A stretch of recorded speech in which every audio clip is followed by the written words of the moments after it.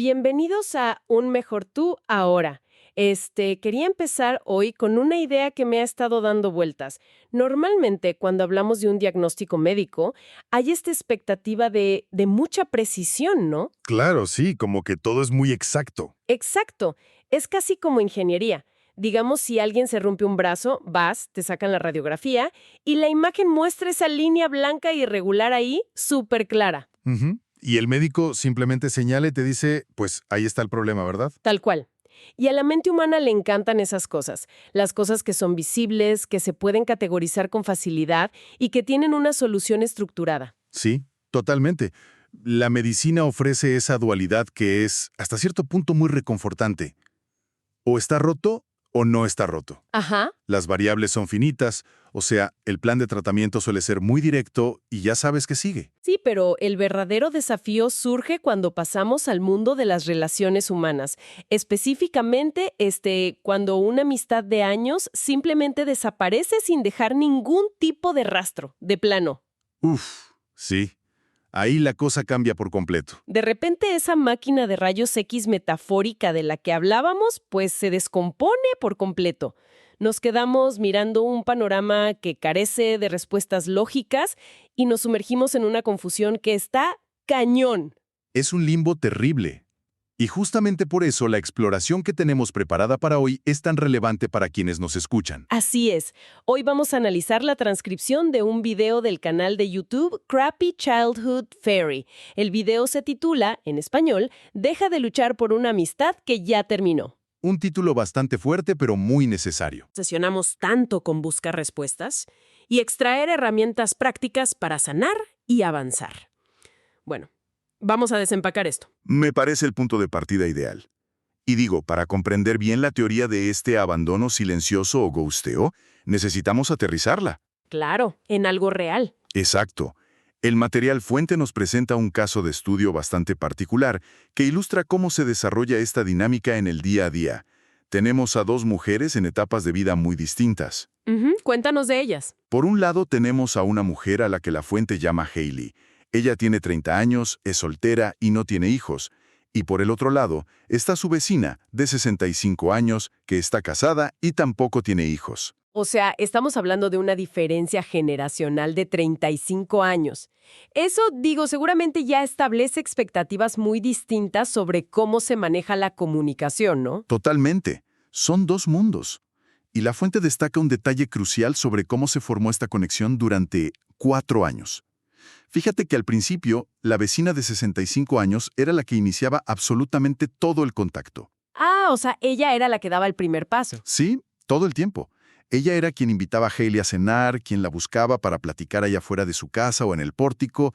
Digo, parecía una relación vecinal bastante sólida, pero basada en el esfuerzo constante de la persona mayor. ¡Wow! Ese es un dato súper importante. ¿Y luego qué pasó? Lo fascinante aquí es cómo ese patrón establecido puede invertirse y destruirse casi de un día para otro.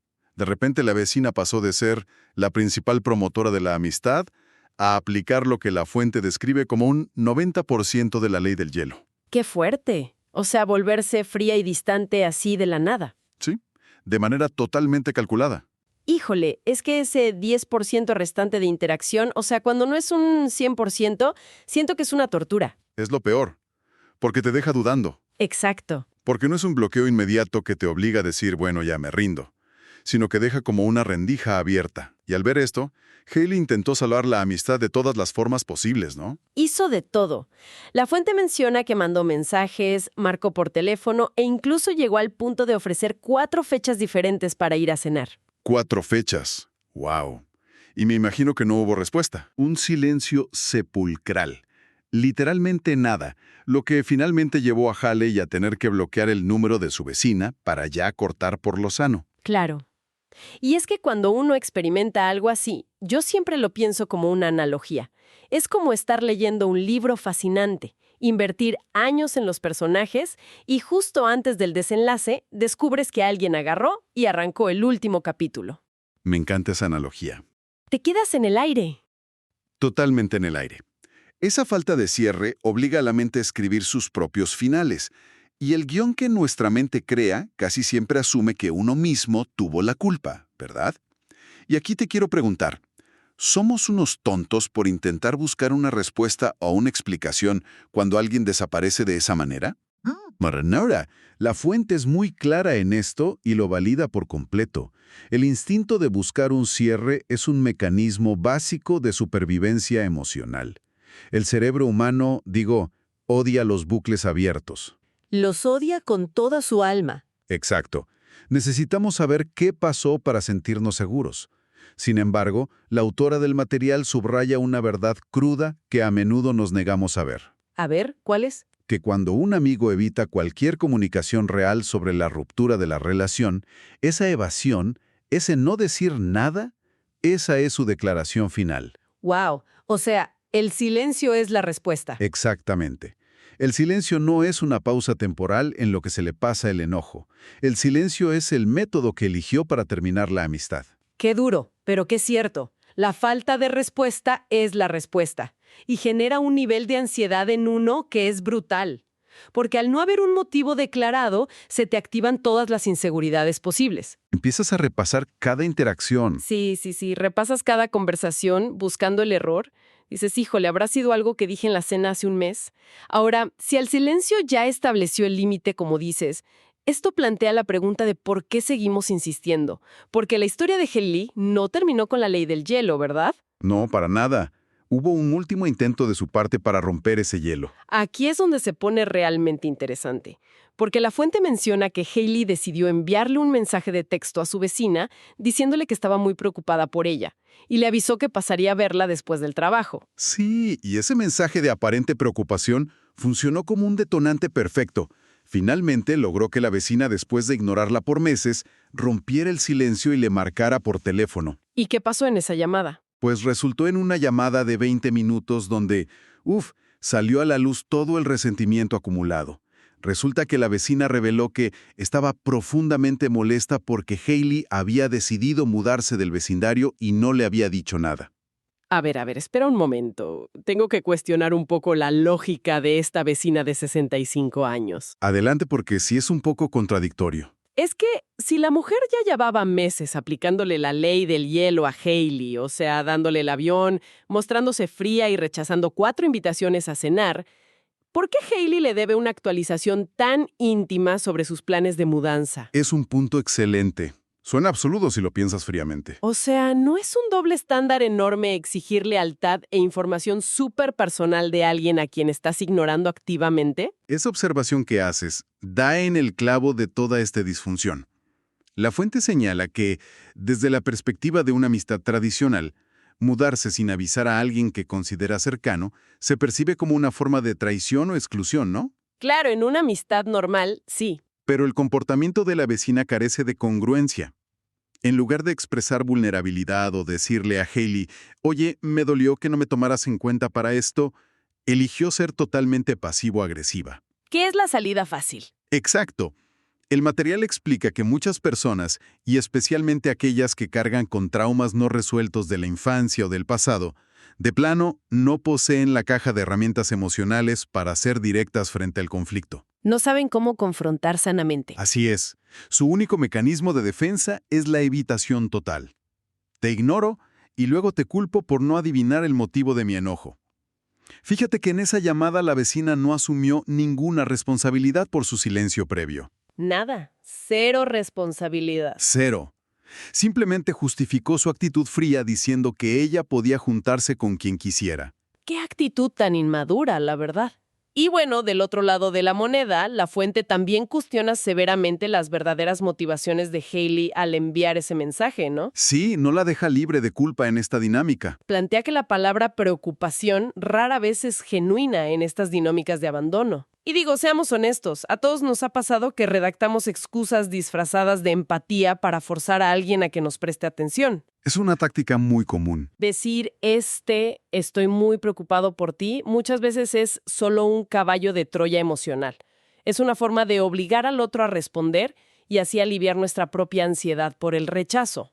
Es un intento desesperado de recuperar el control en una situación donde, nos sentimos completamente impotentes. Si te sientes a la deriva. Y al forzar esa confrontación, Haley solo consiguió toparse con un muro defensivo aún más grande por parte de la vecina, lo que nos lleva a la recomendación central de la fuente para desmantelar este ciclo tóxico. Que es el concepto de soltar más rápido, ¿verdad? Let go faster, exactamente. Aprender a soltar más rápido. Pero a ver, saber que hay que soltar y realmente lograr que el cerebro deje de obsesionarse con el tema son dos cosas súper distintas. A menudo en la cultura popular escuchamos el consejo de simplemente aléjate, déjalo ir. Como si fuera así de fácil, ¿no? Apagar un interruptor. Ajá, pero la mente no funciona así. Yo veo esta fijación mental como, haz de cuenta, tener aplicaciones pesadas corriendo en el fondo de un teléfono celular. Ok, me gusta para dónde va esto. Cuando pasas meses intentando descifrar por qué un amigo te dejó de hablar, es como tener 20 aplicaciones de alto rendimiento consumiendo toda la memoria y la batería de tu dispositivo. Te drena emocionalmente por completo. Literalmente te dejas sin energía para otras áreas de tu vida. Exacto. Entonces, soltar más rápido sería el equivalente a forzar el cierre de esa aplicación, para que tu sistema operativo interno pueda volver a funcionar de manera fluida. Me parece una representación muy precisa de la carga cognitiva que esto genera en las personas. Fíjate que la mecánica de la autoestima está directamente ligada a nuestro comportamiento en estas situaciones. ¿A qué te refieres exactamente con la mecánica de la autoestima? Pues cuando una persona tolera ser ignorada repetidamente, como Haley ofreciendo 4 cenas distintas frente a un rechazo que ya era más que evidente, y sigue insistiendo, está codificando un mensaje conductual. Le está mandando una señal a la otra persona. Sí, un mensaje hacia la otra parte y hacia sí misma. Le está demostrando a la vecina que no hay consecuencias por la falta de respeto. Soltar rápido detiene esa hemorragia de dignidad. Retira el permiso tácito que le damos a los demás para que nos traten como una opción desechable, ¿no? Exactamente. Es poner un alto. Y creo que es fundamental internalizar que, para cualquiera que nos escuche, no es nuestro trabajo arrastrar a otras personas hacia la madurez emocional. Uf, esa frase es clave. No es nuestro trabajo. Si alguien de 65 años, o digo, de cualquier edad, prefiere el silencio castigador antes que tener una conversación honesta e incómoda, pues ese es el límite de su capacidad emocional. Si conectamos esto con el panorama general, esto plantea una pregunta importante sobre nuestro propio desarrollo personal. A ver. Parte del crecimiento de uno implica aceptar que algunos individuos que nos acompañaron en el pasado simplemente no tienen las herramientas para seguir nuestro ritmo actual. Se quedan atrás. Es triste, pero es una realidad. Quedarse atrás por incapacidad de comunicación es una tragedia para ellos, la verdad. Pero no tiene por qué contaminar la energía o la vibra de quienes están activamente trabajando en mejorar sus habilidades relacionales. Totalmente de acuerdo. Ahora, si entendimos que el silencio ya cerró la puerta por su lado y que forzar el cierre de nuestra aplicación mental es vital para conservar nuestra energía, nos topamos con un miedo a futuro que la misma Haley menciona en el video. El famoso ¿qué pasa si vuelve? Exacto. ¿Qué hacemos si la persona que desapareció decide regresar de la nada meses o años después y pide perdón? A nivel social, en nuestras culturas, tenemos esta presión enorme de que perdonar equivale forzosamente a reconciliarse. Sí, te dicen que si no los vuelves a aceptar, entonces no perdonaste de verdad. Exacto, que eres un rencoroso. Pero la fuente aborda este dilema desmintiendo esa presión social por completo. Introduce una regla de oro que me parece liberadora. Es completamente posible y a veces necesario aceptar una disculpa sincera sin tener la menor intención de reanudar la amistad. Se pueden tener ambas cosas. Así es. Perdonar es un mecanismo interno para liberar tu propio resentimiento. No es un contrato legal que te obligue a readmitir en tu vida a alguien que ya demostró ser desleal o incapaz de comunicarse sanamente. Esa distinción salva vidas, emocionalmente hablando. Saber que puedes decir, te perdono, pero no te quiero cerca. Y el texto de la fuente va más allá al enseñarnos a diferenciar una disculpa real de una manipulación. Porque hay de disculpas a disculpas, ¿no? Híjole, sí. Las famosas disculpas a medias. Exacto. Una disculpa real asume el impacto del comportamiento. Dice, lo que hice estuvo mal. En cambio, esas frases clásicas de, pues siento mucho que te hayas sentido mal por lo que hice. Uf, esa es clásica de alguien que no quiere asumir su culpa. Es que no asumen responsabilidad alguna, transfieren toda la culpa a la sensibilidad de la otra persona. Es como decir, yo no hice nada malo, tú eres el exagerado. Totalmente. Es una forma de invalidar tus emociones. Y bueno, para evitar volver a caer en estas relaciones asimétricas, la fuente ofrece un recurso descargable que me pareció muy útil, llamado Señales de un gran amigo. Esa lista es un calibrador excelente para nuestro radar social. Para quienes nos escuchan, de verdad vale la pena reflexionar sobre esto. Entre las señales más importantes destaca, por ejemplo, la reciprocidad constante. O sea que sea un ganar-ganar. Sí, no puede haber una balanza donde uno siempre inicie, siempre invite, siempre busque y el otro solo se dedique a recibir. Eso no es sostenible. De acuerdo. También resalta la capacidad de tener conversaciones incómodas sin que la otra persona amenace de inmediato con abandonar la relación. Y algo vital, el hecho de que un verdadero amigo se alegra genuinamente de tus éxitos, en lugar de competir contigo o minimizar tus logros. Tener esos parámetros así de claros ayuda muchísimo a filtrar quién merece entrar y quedarse en nuestro círculo. Pero, regresando a la dificultad de apagar esa aplicación mental que consume nuestra energía. La parte difícil. Sí, la fuente propone una herramienta que llaman la práctica diaria. Y tengo que confesar que al principio fui un poco escéptica con esto, porque la idea de llevar un diario para sanar heridas a veces suena al típico cliché de autoayuda, ¿sabes? Sí, suena a consejo de revista. Ándale, pero la forma en que se aplica aquí es súper específica. Consiste en escribir a mano los miedos recurrentes, pedir explícitamente que sean removidos y luego meditar imaginando que esos pensamientos dolorosos pues flotan río abajo. Como dejarlos ir visualmente. Ajá. Entonces, ¿qué significa todo esto a nivel neurobiológico? O sea, ¿qué hace realmente esta práctica en el cerebro para que funcione de verdad y no sea solo un ejercicio imaginativo bonito? Es una excelente pregunta. El escepticismo es supernatural. Pero fíjate que el respaldo científico de este método es bastante robusto. A ver, explícanos. Cuando sufrimos un rechazo social inesperado, el cerebro no lo procesa solo como tristeza emocional. La amígdala, que es nuestra alarma interna, lo interpreta como una amenaza literal a la supervivencia. O sea, como si estuviéramos en peligro físico. Exacto. Activa las mismas vías neuronales que el dolor físico. El cuerpo se inunda de cortisol, la hormona del estrés. Entonces, al obligarnos a escribir nuestros miedos específicos a mano, estamos forzando a la información a salir de la amígdala, que es el centro del pánico, y trasladarse a la corteza prefrontal. Que es la parte lógica, ¿verdad? Sí, la región encargada de la lógica, el análisis y la regulación emocional.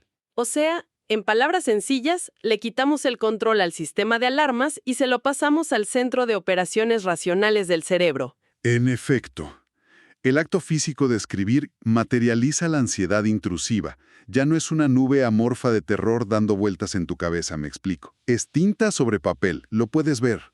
Claro, lo objetivizas. Y luego, la visualización de los pensamientos flotando río abajo entrena al sistema nervioso parasimpático para que deje de reaccionar con pánico ante ese recuerdo. Ojo, no se trata de olvidar mágicamente a la persona. No es amnesia. Para nada. Se trata de degradar la respuesta de amenaza del cerebro hasta que el recuerdo de ese rechazo se vuelva neutral. Ya no te lastima físicamente recordarlo. Es literalmente reprogramar la reacción de tu propio cuerpo frente al dolor. Y creo que necesitamos urgentemente este tipo de educación. Nos hace mucha falta. Porque la sociedad, de verdad, no nos prepara para el duelo de las amistades. Hablamos súper abiertamente de los divorcios, de las separaciones de pareja. Sí, ahí hay todo un protocolo social. Hasta fiestas de divorcio hay. Exacto. Pero cuando un amigo de años te descarta sin decir una sola palabra, existe una especie de vergüenza silenciosa, como si ese dolor no estuviera 100% justificado. Te dicen, ya, consíguete otros amigos. Ajá, lo minimizan. Lo que extraemos de todo este material que analizamos hoy es la validación absoluta de que ese dolor es inmenso y es real. Pero también nos da la certeza de que no estamos indefensos ante él. Así es, tenemos herramientas. Sí tenemos el control absoluto del interruptor de nuestra propia disponibilidad, de a quién le damos nuestra energía. El autorrespecto es el filtro definitivo. Quien esté dispuesto a ofrecer lealtad, comunicación honesta y empatía, tiene el deber moral hacia sí mismo de exigir exactamente lo mismo a cambio. Las amistades a largo plazo requieren mantenimiento de ambas partes, no solo conveniencia cuando uno está aburrido. Totalmente. Y bueno, para ir cerrando nuestra exploración de hoy, quiero dejar una idea sobre la mesa, para que todos los que nos escuchan se queden reflexionando. A ver, me intriga. Es un ángulo un poco distinto sobre todo lo que hemos analizado. Normalmente solemos ver el hecho de que alguien nos ignore o nos ghostee como la máxima derrota social, ¿no? Como una prueba irrefutable de que somos insuficientes. Es lo primero que la mente nos dice. Pero si entendemos que soltar la falta de comunicación es vital para que nuestro sistema operativo emocional funcione bien, podría ser que ser descartado en silencio por alguien que evite el conflicto crónicamente no sea en realidad un fracaso personal. Interesante. Podría ser, paradójicamente, la forma más eficiente, aunque muy dolorosa, que tiene la vida de hacer una limpieza rápida en nuestro círculo social. ¡Wow! Quizás ese silencio no es un castigo para ti, sino el espacio en blanco necesario que se tiene que abrir para que puedan entrar relaciones con personas que sí tienen la capacidad emocional de quedarse y hablar cuando las cosas se ponen difíciles. Es una forma muy empoderadora de verlo. Me encanta. Gracias a todos por acompañarnos en este espacio. Nos escuchamos en la próxima exploración profunda.